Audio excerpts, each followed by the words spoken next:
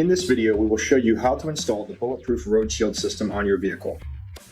The tools you will need for this install include a tape measure, a 1/2-inch wrench, a 9/16 wrench, a 3/4 wrench, an 1 1/8 wrench, a razor blade knife, a straight edge, and a hammer. Before we begin, let's take a look at our package. Upon opening the box and removing the first layer of foam, you'll be met with your main components. You'll find your flaps underneath. Let's take a closer look at exactly what you'll find in here.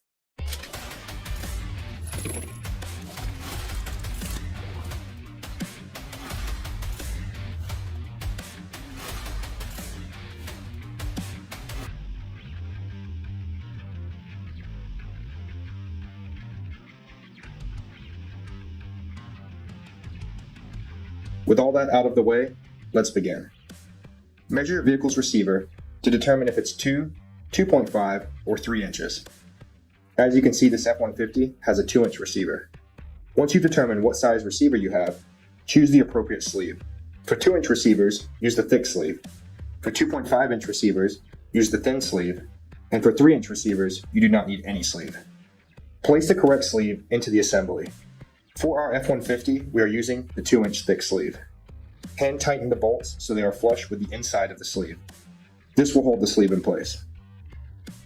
Place the assembly over the shank of the hitch and slide the hitch into place. Secure the hitch with a bulletproof locking pin. Hand tighten the 4 bolts while keeping the assembly parallel with the rear of the vehicle. Once you have the bolts hand tight, tighten them with a 9/16 wrench. If you have a torque wrench, torque them to 12 foot-pounds. Tighten the jam nuts with the 9/16 wrench. Place the black caps into the ends of the pole. Repeat this step for the other pole. Slide the pole into the assembly and line up the end of the pole with the outside of the rear tires. Repeat this step for the other side. Use the 1/2-inch wrench to tighten the 2 bolts on each side that clamp the poles in place. If you have a torque wrench, torque the bolts to 12 foot-pounds. Measure from the ground to the bottom of the tube.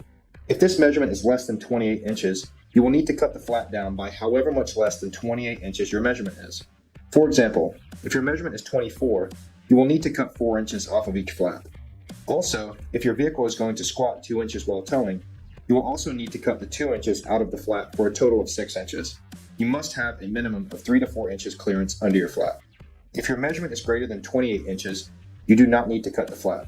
If your measurement is over 30 inches, you may need to adjust the arms down. The ideal height of the flap is 6 inches from the ground. To cut the flap, measure how much you want to remove and place a straight edge across the flap. Use a razor blade knife to cut the flap.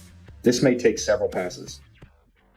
Once your flaps are the correct size, you will need to punch the holes for your mounting bolts. It is best to do this on a wooden surface so you do not damage the punch. We are using an old pallet for this step. Repeat this step for both flaps. Place your flaps on the table with the smooth side facing down. Slide the mounting bracket over the flap with the squares facing down. Place the carriage bolts into the holes from underneath the bracket, starting with 1 bolt at each end. Repeat this step for the other flap. Place the washers over the bolts, followed by the lock nuts, and hand tighten the nuts until snug. Repeat this step for the other flap. You are now ready to slide your flaps onto the poles that are already installed on your vehicle.